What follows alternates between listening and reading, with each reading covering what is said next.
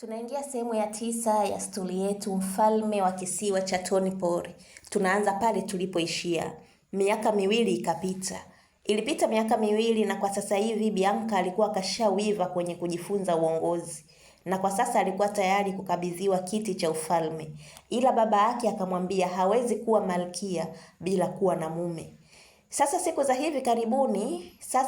za hivi karibuni Nasodad alikuwa anajipendekeza kweli kweli kwa Bianca, kwa sababu alishapata fununu kuwa Bianca anaandaliwa kuwa malkia wa kisiwa cha Tony Pori, na yeye Nasodad alikuwa anakipenda sana kisiwa cha Tony Pori. Hivyo akaona hiyo ndio nafasi ya yeye kuwa mfalme wa kisiwa cha Tony Pori. Bianca mwenyewe alikuwa anashangaa sana kuona Nasodad ghafla binivu amekuwa na mapenzi makubwa sana kwake. Bianca akawa na safari ya kuelekea nchini Tanzania mara moja, na siku aliyoenda Tanzania akaja kupokelewa na Nasodad pamoja na Hansi na Salama. Nasodad akataka kutumia nafasi hiyo kumtambulisha Bianca kwenye media kuwa ni mwanamke wake na wanapendana sana na hawana muda mrefu wataoana. Nasodad alimwambia Bianca kuwa anataka kumtambulisha kwenye media kubwa. Anataka kumtambulisha kwenye media kubwa ili dunia nzima ijue kuwa Nasodad yupo kwenye mahusiano na mrembo Bianca. Ila Bianca aliukataa huo utambulisho na hakutaka Nasodad afanye hivyo hata kidogo, kwa sababu hiyo itamshushia heshima yeye kama malkia mpya wa kisiwa cha Tony Pori. Kwa sasa hivi Bianca anakaribia kuwa kiongozi mkubwa sana wa kisiwa cha Tony Pori. Hivyo hatakiwi kuwa na skendo vya ajabu vya kutoka na hawa wasanii. Hivyo hatakiwi kuwa na viskendo vya ajabu vya kutoka na hawa wasanii maarufu ambao kazi yao ni kuchezea wasichana tu. Nasodad hakuchoka, aliendelea kujipendekeza tu kwa Bianca. Hata marafiki wa Bianca walikuwa wanakosa muda wa kuwa na Bianca karibu, kwa sababu Nasodad alikuwa muda wote anataka kuwa na Bianca tu. Sasa siku ya happy birthday ya Bianca ilikuwa inakaribia, na Bianca alikuwa kashazoea kila siku ya kuzaliwa lazima afanye sherehe ya kufurahia siku ya kuzaliwa. Sasa sherehe ya mwaka huu alitaka Bianca asherekee akiwa na pacha wake Blanca. Hivyo alizungumza na Blanca na kumtaka aweze kuja nchini Tanzania kwa ajili ya kufurahia kwa pamoja siku yao ya kuzaliwa. Blanca akakubali na Bianca akaanza maandalizi ya sherehe yao. Baada ya siku kadhaa kupita, Blanca akafika nchini Tanzania na ndio ilikuwa mara yake ya kwanza kukanyaga ardhi ya Tanzania. Siku ya sherehe yao ilifika na watu wengi sana waliokuwa karibu na Bianca nao walifika kwenye sherehe. Bianca aliomba kipaza sauti ili aweze kuzungumza. MC alimpatia na Bianca akaanza kuzungumza. Aliwaambia wageni waalikwa kuwa ana surprise 2 ambazo anataka kuwaonyesha leo kwenye siku yake ya kuzaliwa. Akasema ataanza na surprise ya kwanza alafu atakuja na surprise ya pili. Mara Blanca akatokea akiwa amevaa kama Bianca alivyovaa. Amesuka kama Bianca alivyosuka. Ukiwaangalia unaweza kusema ni mtu mmoja, ila ni wawili.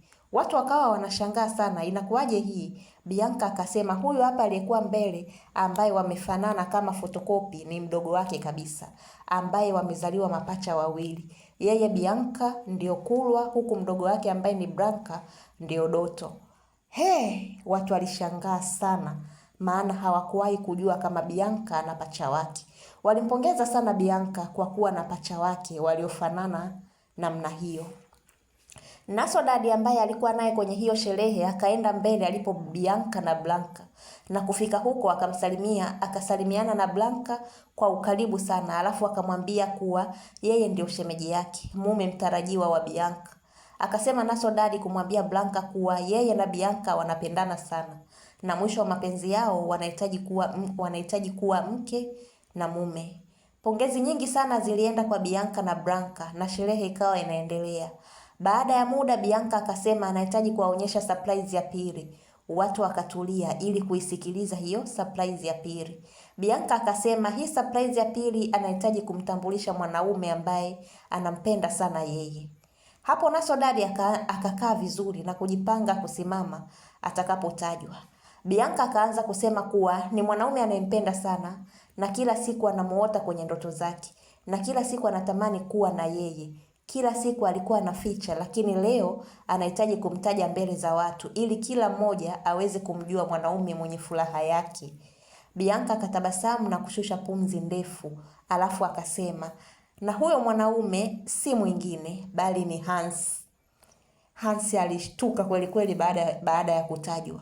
Nasodadi hakuamini alichokisikia kutoka kwenye kinywa cha Bianca. Hans akainuka na kwenda mbele alipo Bianca. Nasodadi naye akainuka na kwenda mbele huko huko.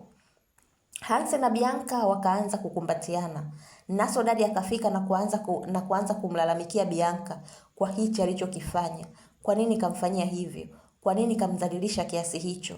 Bianca akaachana na kukumbatiana na Hans, akamgeukia Nasodadi huku sura yake ikiwa ipo serious kweli kweli.